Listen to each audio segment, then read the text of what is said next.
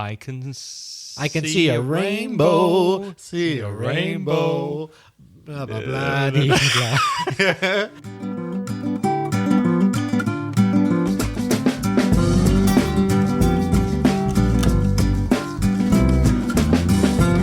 Hello, everyone, and welcome to Aprender Inglés con Reza y Craig. I'm Reza. And I'm Craig. Hello, Craig. Hiya, mate. How's it going? Pretty good, my friend. What's new? What are we talking about today?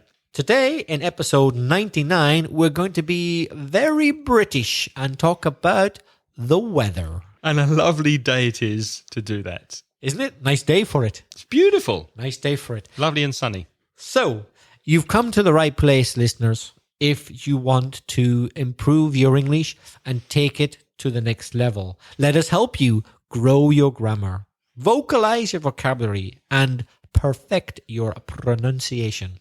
Craig, shall we start with a little bit of listener feedback before we get down to the weather? Absolutely. We do have a message from Sergio Casillas, who says, my name's Sergio, and I'm from Spain. I live in Madrid, and I would like to add a word that most of Spanish people pronounce in a wrong way. We'll stop. Most Spanish people. Most Spanish people. Most Spanish people pronounce in a wrong way. In a wrong way? A wrong way. How could we improve that? Most Spanish people pronounce badly. Badly. Or incorrectly. Yep. What is the word? The word is blood. B-L-O-O-D. Sergio says, I have to say that at the beginning I pronounced it wrong, or badly, by saying blood because of the double O, like most Spanish people, except surgeons or murderers, he says. Kind regards, Sergio. Sergio, of course, is referring to a recent episode we did on commonly mispronounced words, and you can find that on episode 94. So inglespodcast.com/94. So yeah, it's blood, and other words with double O that have the sound. Flood. Flood, inundación, flood. Sergio, we wish there was a rule, but there isn't.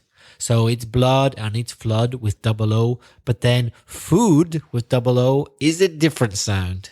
Yeah. It's oo compared to blood. There's no rule, Sergio. You just have to learn. But congratulations for noticing. Now, the weather. We've taken some words, some vocabulary to speak about the weather from the vocabulary section of Mansion Inglés, which you can find at mansioningles.com/vocabulario45. And I'll put a link for that in the show notes. So let's look at some vocabulary connected to weather and climate. So climate in Spanish is clima, but what's the difference between weather and climate? Is there a difference? I think there is, although people often wrongly mix the two up. I believe in Spanish something similar happens actually. Yes, because it's tiempo, isn't it? It's tiempo and clima, and they're not the same. The climate is the typical or characteristic weather patterns throughout the year or throughout decades or whatever way you want to measure of an area. That is the climate.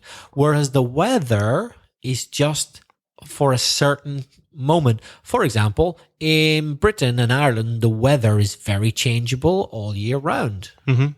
So although the climate of Britain means that in July there are more warm, dry days than in January, there can still be rainy, cold days in July. It's possible.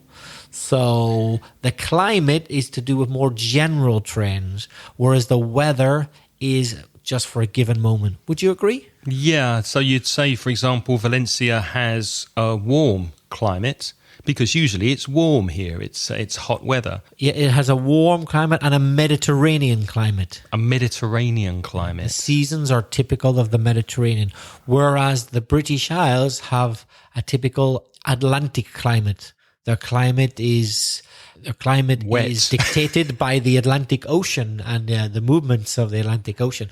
Other countries have a different type of climate. For example, Ecuador. In Ecuador, they have an equatorial climate. Exactly. And in Moscow, they have a continental climate because it's quite far away from any sea on a big landmass. That the land more than the sea affects it. It's continental. Of course, Spain has different climates. Valencia is Mediterranean, but Madrid isn't. Madrid is more a warm continental climate. Absolutely. So let's look at some different weather words. Let's start with good weather, because that makes us happier and cheerful, usually. Soleado, sunny. So Valencia often has sunny weather. How do you say hace sol in English? It's sunny. Or the sun is shining? It's sunny. It's a sunny day. The sun is shining. That would be el sol brilla. Mm-hmm. So the word it, Craig, you used is the typical subject in a sentence when you talk about the weather. When you say it's sunny, what is it? Well, we just presume it's the weather. It's sunny. Of course, in Spanish, if I'm not wrong, there's no subject. You just say hace sol. What que hace? Hace. It's understood, it's the weather. But in English, you have to have a subject with every verb in a sentence. So it is sunny. Also with the time, you'd say it's 6 o'clock. What is it? Well, it is the time. It's 6 o'clock. Yeah. It's sunny.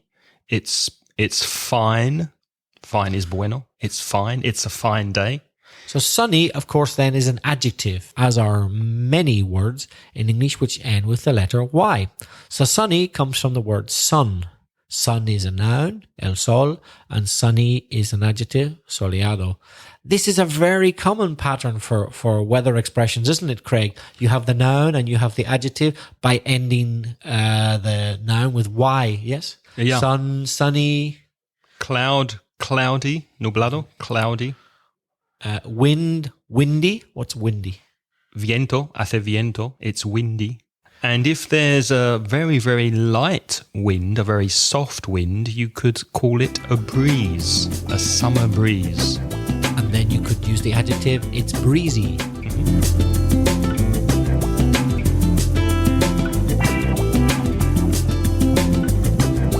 Craig, what about some more extreme weather? We've talked about Valencia having a warm climate, but what word describes warmer than warm? Warmer than warm. Yeah. Hot. Yes, exactly. So to be hot, you'd say it's hot today. So for me, it's a bit ambiguous, but for me, by hot, I understand very warm. Yeah. Although that's subjective, It's isn't subjective, isn't it? Yeah. Because what's hot for me is not necessarily hot for someone who's used to living in a hot climate. That's true. So Valencia has a warm climate, I would say, but I think we could agree that in the Sahara Desert in the summer, it is definitely hot. Warm is not a good enough word. It's hot. If it's very hot for a long period of time, we could say that it's a heat wave. Heat wave is ola de calor. And if there's a heat wave, sometimes there's una falta, lack of water, which is drought in English. Ooh, we could put that in our commonly mispronounced word sections, couldn't we? The spelling's strange. It's Drought. Pronunciation, drought. Along with its opposite, flood. Which we Also mentioned before. Yeah. Flood. Yeah. Craig, two classic words which cause problems for Spanish speakers and other speakers are shade and shadow. Can you explain the difference? Yeah, often confuse the difference between shade and shadow, and they are quite similar. The difference is shade is protection from the sun. So when the weather is sunny, especially in sunny parts of Spain, you look for parts of the street usually that are in the shade. So you walk in the shade. Protection from the sun, shade from buildings, shade from trees, etc. Shadow, shadow, is the shape or form, la forma, the shape or the form made from something that blocks out light. So it's not necessarily the sun, although it could be. Yes, it could be the shadow caused by something near a light. Exactly. Yeah, if you shine a light on something, then there will be a shadow on the ground. There's an art form, isn't there, with making shadows with your hands and your fingers and creative pictures. Yes, yeah. One final word before we move on to bad weather. Despejado in English. Bright or clear. So it's not windy, no clouds in the sky. It's a very clear day. It's a lovely day. It's very bright, very clear, which luckily we have quite a number of here in Valencia. Bad weather words. We've mentioned cloud, the noun, and cloudy, the adjective. It's cloudy. Very common, I'm sure you know. Rain, lluvia. It's raining. Está lloviendo. It's raining. Or you could say it's a rainy day, ending with Y as an adjective. Mm-hmm. If it rains a lot for a short time, you can say it's a downpour or a shower. Do you agree with these translations? Aguacero, chaparrón, Yes. chubasco I do. Yep. for downpour. Yeah. Another useful word is to talk of a spell of something. A spell of rain. That Rainy means spell. A rainy spell, a period or a spell of sun, a spell of cloud, a spell. Spell is like period. temporada, isn't it? Yeah. And if it rains and then the sun comes out, you often get a rainbow. Arcoiris, a rainbow. Craig, can you tell me in order the colors of the rainbow? In order. Let me try and remember the song. Red and yellow and pink and green, orange and purple and blue. Is that right? It's news to me if there's pink on the rainbow. Oh, I didn't know there was I pink. probably got the song wrong. I do recognize that song, but that's not the verse I was thinking of. What is that song? I can see a rainbow, see a rainbow. Blah, blah, blah, dee, blah. Yes, that is a famous song, but that's not what I learned the colors by. I'm fairly sure there's no pink in a Do you rainbow. know the order? Do you know the colors? Yes, only because of a verse I learned. Richard of York gave battle in vain. In vain means he lost. Richard, red. Of, orange. York, yellow. Gave, green. Battle, blue. In, indigo. Indigo. Vain, violet. Yes, indigo is one of the colors of the rainbow. I didn't know that. Yeah, and that's them in order. That's how I remember That's it. impressive. So red, orange, yellow, green, blue, indigo, violet. So Richard of York gave battle in vain. That's what I learned. Many people learn it that way. I'll put that in the show notes so you can learn the colors of the rainbow in the correct order. Fresco or fresquito is cool. So it's cool out or it's cool today. Craig, would you say I'm cool? Yes. Do you mean I'm fresquito? No, you're cool. You're cool because you don't try. Uh-huh. Some people try to be cool. Some people like to have a particular image. They spend a lot of time choosing the right clothes, choosing the right image. It's like today. I mean, you haven't shaved. It looks cool. But you haven't shaved because you want to look cool. Oh, Craig, I wish you hadn't told the listeners. Now I feel dirty. They'll know I haven't shaved. Well, I haven't shaved either. Yeah. I haven't shaved either. But don't tell them anymore. For example, don't tell them that I'm sitting here completely naked. Don't tell them that. That would be really embarrassing. So cool can also mean cool in Spanish. Él es muy cool. That's the reason we don't do video. More than cool is chilly. Chilly. I'm a bit chilly. I feel a bit chilly. Frío. More than chilly, cold. It's very cold. Hace mucho frío. It's very cold. And Craig, do you think I'm cold? As a person, Yeah. no, I think you're very warm, very Oh. warm-hearted. Thank you. I would say the same for you. So if you say a person's cold, what do you mean by that? You mean it's difficult to get to know them, they're not approachable, they're not friendly, and you can give someone the cold shoulder, which means you don't speak to them, you ignore them. He's giving me the cold shoulder. So in English, it's effectively ambiguous without context. If you say, I'm cold, it could mean tengo frío, or it could mean soy frío. Yeah. It has both of those translations. You need the context. Yeah.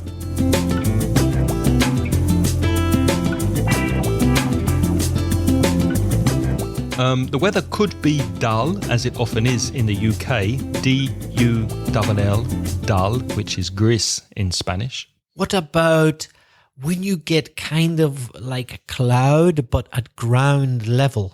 What would you call that? Like first thing in the morning when you wake up, when you get up. That could be a mist, M-I-S-T, a morning mist, or fog, neblina, bruma. Niebla. It's misty is the adjective. It's misty today. It's foggy, double G. It's foggy today. London used to be famous for its fog, didn't it? They used to talk about foggy old London town. And it used to be famous for its smog, which in the Industrial Revolution, there were lots of factories, lots of smoke and pollution. So the combination of smoke with an S and fog, they put those two words together and you get the word smog, which is a mixture of fog and smoke. In any good film or drama series about murders or detective stories in London in the 19th century has to have fog in it, doesn't it? Especially Sherlock Holmes. Yeah, there's got to be plenty of fog to give it that London 19th century atmosphere. Fog or smog. And if you see films about mountaineering and people climbing mountains, you'll probably see a lot of snow, nieve. Not something we see a lot in Valencia, but if you see snow and the snow's falling to the ground, it's snowing. It's snowing. Yes, Valencia certainly isn't a snowy place. Unlike Elisa, I dare say Finland is pretty snowy, right? I'd imagine it is very snowy in Finland and in the north of Spain, in the Pyrenees too. Hail, Craig. Hail, Caesar. Hail. What is hail? So hail is a greeting. Hail, Caesar is Ave, Ave, Caesar. Hail, Craig, how are you? But it has another meaning. In weather terms, hail, H-A-I-L, is when rain freezes, granizo in Spanish. And so it falls frozen. It falls frozen from the sky, yeah. Hail can be very dangerous. And painful. Yeah, it can smash windows, break windscreens on cars. It's a very dangerous type of weather. There have been reports of hail the size of golf balls. Yeah. Very dangerous. So if you live in a cold climate and you wake up in the morning and there's you can't see out of your car, it's probably because on the window there is frost, which I didn't know this word in Spanish. Escarcha. Did you know that? I did know that. Escarcha. Escarcha. And the adjective frosty. It's a frosty day. Frosty the snowman. Craig, do you know any frosty people? Frosty's like cold, isn't it? So yes. Frosty people. None come to mind. No, not personally. Do you? Do you know any frosty? Do you have any frosty students? No, I don't. They're all very warm, aren't they? All very friendly. Extreme weather. Tormenta is storm. So storm and the adjective stormy. Stormy weather. And you can combine it with other words. So you can talk about a rainstorm, a hailstorm, a snowstorm. And a thunderstorm. Thunder is trueno. Thunder. And a common collocation is thunder and lightning. Lightning is relámpago. Can you spell lightning, please, Craig? Lightning. Okay. Lightning. So what does lighting mean? When we take away that N in the middle, what's lighting? Lighting is dar luz. Dar luz or just luz. Or luz. Yeah, lighting. I'm going to buy some lighting for my house. Yeah, so that's lighting. Not to be confused with relámpago lightning. And strangely, thunder and lightning is always in that order. If you have a storm, a thunderstorm, there's thunder, the noise, and lightning, the rayos. So you don't say lightning and thunder very often. It's thunder and lightning. Yes, that's just the fixed order of the collocation, which is totally illogical because everybody knows you see the light before you hear the thunder. But that's English. It's very common, isn't it? Black and white, nice and easy. But black and white, nice and easy, so what? It's just a choice. But thunder and lightning is totally illogical because the lightning comes lightning first. must come first, That's but we true. say the word thunder first. Yeah. Do you ever count the seconds between the lightning and the thunder to see how far it is away? Yes, they say that every second's about a mile or something like that. Yeah. I often do that.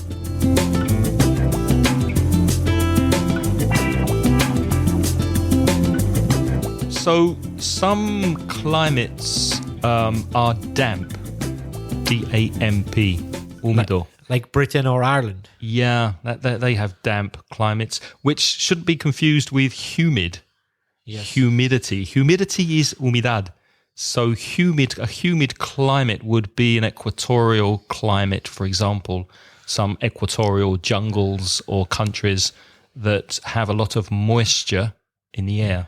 So what's the difference? If damp is húmedo and humid is húmedo, what's the difference? Well, if it's damp, it rains a lot. I remember traveling around Ireland and it was August, but there was constant fine rain. Yeah. Just very, very fine rain that you think, oh, it's not raining, I won't get wet. So out of the car, and in 5 minutes, I was completely wet because it's a very damp climate. Yeah.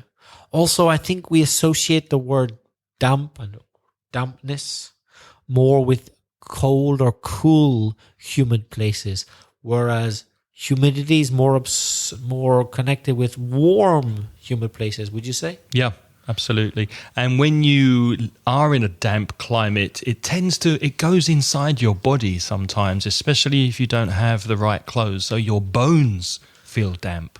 Don't forget that temperature in English is measured in degrees. So we'd say it's 22 degrees or 22 degrees Celsius. And if it's really, really cold, if it's freezing, then you could say below zero. So 2 degrees below zero or 3 below zero. I presume you're talking again in centigrade or Celsius. See, in American English, they prefer to use the letter F, Fahrenheit. In the UK too, don't they? Bit of a mixture, I would say. Mm-hmm. But in America, definitely Fahrenheit. So in America, you'll hear them say, today it's in the 90s. Don't be alarmed. That's not centigrade because you would already be dead. That's Fahrenheit.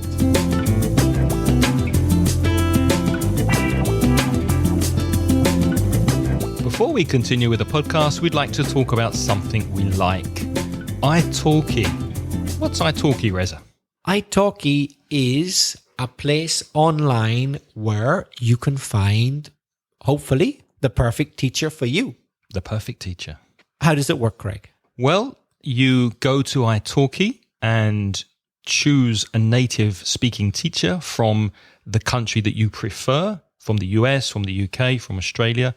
And the thing I like about italki, and both of us have tried italki services, and we like it very much. It's convenient and it's affordable. You study when you want to learn at home, and because it's not a language school, there's no middleman, which means you pay the teacher directly, and it's often a lot cheaper than studying at a language school. So if you're looking for a human connection, if you're looking to study with a personal one-to-one teacher online, italki are offering 100 free italki credits, which is about a free lesson, more or less, to each paying student that registers through us. So if you'd like more information, go to inglespodcast.com/italki. And Reza and I would like to say thank you to italki for sponsoring Aprender Inglés con Reza y Craig.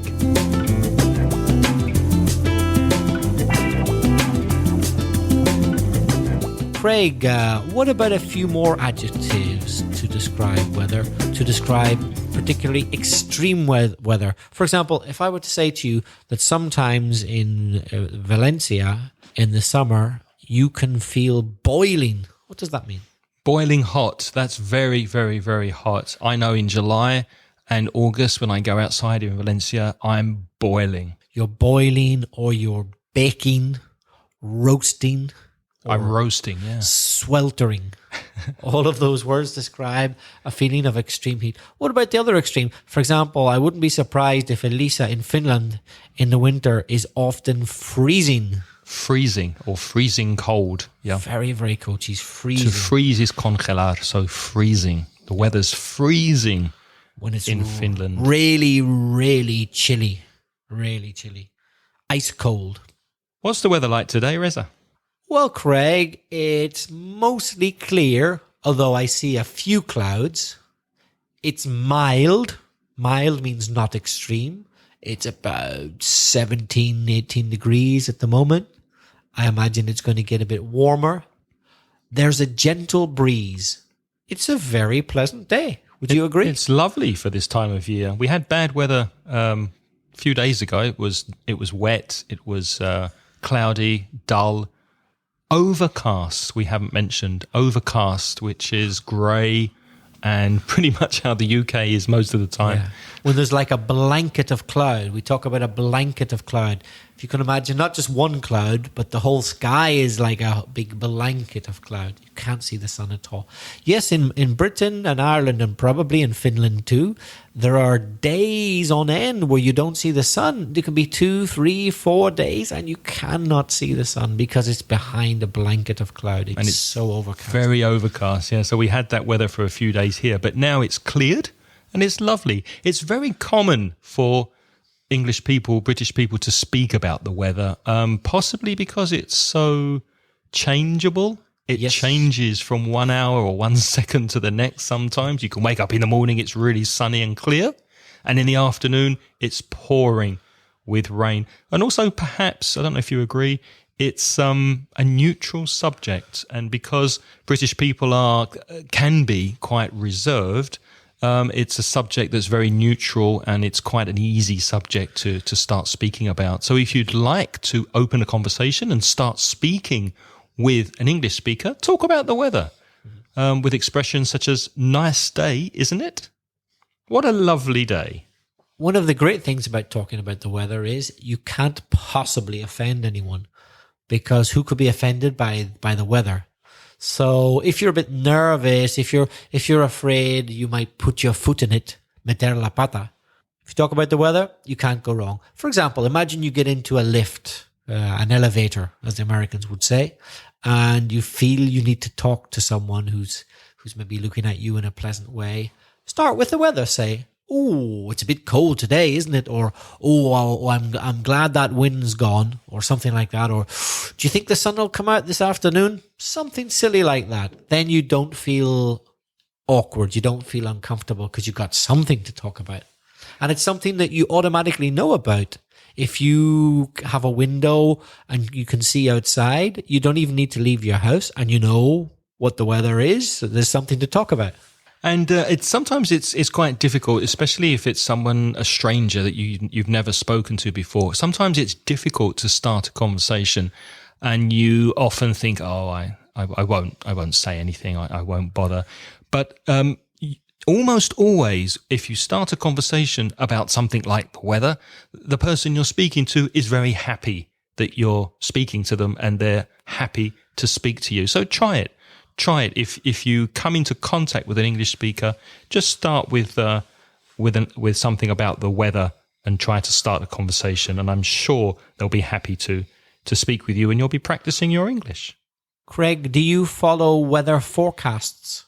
Not as a rule, not regularly. If I'm going somewhere and it's important, I'll check the weather. I usually check with an app on my mobile phone. Sometimes it's wrong. So when it's wrong, I wonder why I bother to check. Do you? Do you keep track of the weather on the news or the radio? I must admit, I do most days, not every day, just look at it once, very briefly. In the morning? In the morning, so I can get an idea of what kind of temperature to expect. Mm-hmm. I don't really pay that much attention to whether it's going to rain or not, according to the weather forecast. But for temperature, yes. Because in many places, particularly Britain and Ireland, they don't really know if it's going to rain or not. They're not reliable, are they? They're not reliable. No son fiables. They're not reliable. Forecast, the weather forecast is predicción, prognóstico. So the weather forecast. What's the weather forecast for tomorrow? Do you know? I think it's more of the same. So more sun, more clear skies. Yeah. A nice warm, but not very hot temperature. Mm-hmm. Craig, have you ever been caught up? Have you ever been stuck in a very extreme weather system? For example, in a tornado or a hurricane No. or a tsunami? No, I haven't. Have you? No, thank goodness I haven't. I've flown in bad weather, which makes me nervous when the plane is being blown by the wind or there's... I remember when I was very young, I was flying with my parents to Spain, I think, and we were flying in a thunderstorm and lightning hit the wing of the aeroplane. Wow. And I was sitting next to the wing and I saw the lightning bounce off of the wing. Oh, wow. And I was really, really scared. Of course, because the plane isn't grounded, it's not dangerous. There's nothing to ground it, so you're not going to get electrocuted. But it did worry me as a kid, as a child. I remember thinking, oh, we're going to crash. Wow, that sounds really, really scary. But I haven't seen any hurricanes, any severe weather, any tornadoes or monsoons. Craig, do you happen to know the difference between a hurricane and a typhoon? Isn't it the part of the world that it happens in? For example, if it's around India, it's a typhoon. Is that right? That's right. Huh. If it's to the east, if it's India, China, Vietnam, Philippines, etc., it's called a typhoon. Typhoon. If it's in the Atlantic, America, Cuba, or Europe, it's a hurricane, but it's exactly the same thing. It just depends where it happens. Well, that's all we've got time for. We'd like to hear from you to tell us about the weather. If you're having nice weather or bad weather, or practice the vocabulary and send us a voice message. Before we go, we'd like to thank our patrons who are Mamen, Juan, Daniel, Lara, Armando, Sara, Miguel, and Corey from the IVMV podcast. Thanks to all of you who are patrons of the show. And we only have one more show before our 100th episode, which will be next week. So if you haven't already, please send us your wins, your positive stories of how the English language has helped you. So start by saying, because of my English, and then tell us a way in which English has been a positive influence in your life. Send us a voice message at speakpipe.com. That's speakpipe.com/Ingles podcast. And we're giving away an Ingles podcast t-shirt to the best story we receive. So you have one more week. Please send us your stories. Or you can contact us by email with a comment or question to me, Craig, at inglespodcast.com. Or to me, Reza, that's belfastreza@gmail.com. And before we go, we'd just like to say how sad we were to hear of the death of one of our favourite comedians, Ronnie Corbett, who unfortunately died on the 31st of March, a while ago. But you may have noticed at the end of some of our podcasts, we say, and it's goodbye from me. And it's goodbye from him. And that was a very famous, for years and years and years, a comedy duo. Ronnie Corbett and Ronnie Barker did this on their show, and that's where this comes from. And I'll put a couple of YouTube videos in the show notes to this episode at inglespodcast.com/99 for you to see these two comedians. They were extremely, extremely funny, weren't they? Ronnie Corbett and Ronnie Barker, the two Ronnies. Go to YouTube, the two Ronnies, or follow our link, and you'll see what wonderful, funny things they do with the English language, all the jokes. Yeah, so rest in peace. Until next time, it's goodbye from me. And it's goodbye from him. Goodbye. The music in this podcast is by Pitts. The track is called See You Later.